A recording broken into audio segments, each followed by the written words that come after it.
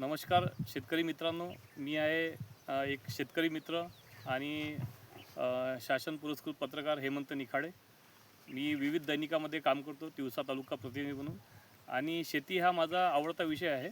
आणि शेतीला घेऊन शेतीच्या ज्या प्रगतशील शेतकरी आहे त्यांच्या अनेक मुलाखती पण मी घेत असतो, जेणेकरून जे शेतकरी आहेत, इतर जे शेतकरी आहे त्यांना काहीतरी दिशा मिळेल आणि त्या दिशेने ते प्रयत्न करतील, असा माझा नेहमी प्रयत्न असतो.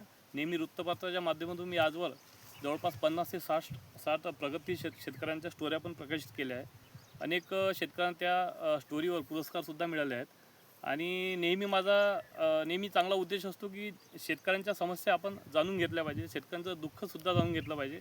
आणि शेतकऱ्यांनी जर चांगलं काम केलं असेल त्यालासुद्धा शेतकऱ्यांसमोर, समाजासमोर मांडलं पाहिजे की शेती जर आपण पूर्ण वेळ केली तर किती फायदेशीर ठरू शकते. एक शेतकरी अल्पभूधारक जरी असेल तरी तो त्या शेतीच्या भरोश्यावर पूर्ण लक्ष घालून जरी शेती केली तो लखपतीसुद्धा बनवू शकतो.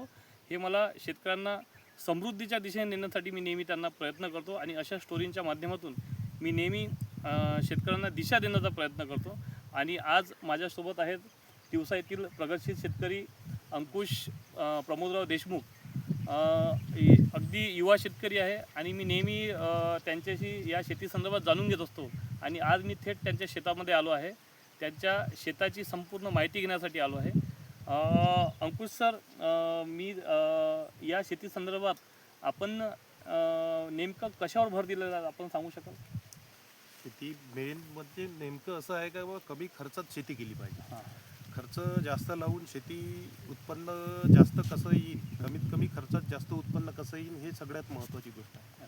हां, घरचं बियाणं वापरलं पाहिजे आणि रासायनिक खताचा कमी वापर करून आणि जे शेणखत आहे ऑर्गॅनिक शेती केली पाहिजे, म्हणजे जेणेकरून बा तुम्हाला उत्पन्नात वाढ होईल.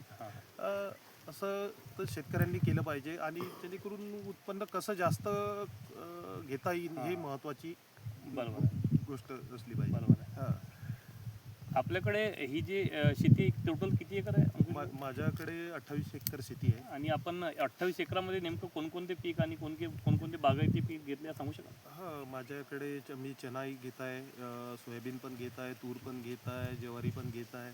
आणि माझ्याकडे बागायतीमध्ये संत्रा म्हणून आहे, आंबा लावला आहे, मोसंबी आहे, निंबू आहे आणि फणस पण आहे.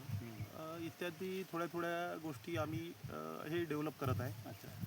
आणि ही गोष्ट केलीच पाहिजे शेतकऱ्यांनी. कसं कमी खर्चात शेती जास्त उत्पन्न घेता येईल हे शेतकऱ्यांनी लक्ष ठेवून काम केलं पाहिजे. बरोबर आहे. म्हणजे आपण आपल्या या शेतीमध्ये ज्वारी, मका, चणासुद्धा आपण घेतलेला घेऊन चुकले आहे. आणि आता ज्वारीसुद्धा लावलेली आहेत.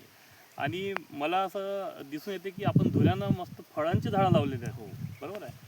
तर या फळांच्या झाडामागे शेतकऱ्यांचं काय म्हणजे हे राहील? हां, तर फळांची झाडं असं आहे की बा आपली जागा जी वेस्टेज असते, वेस्टेज जागा बा कशा उपयोगात आली पाहिजे.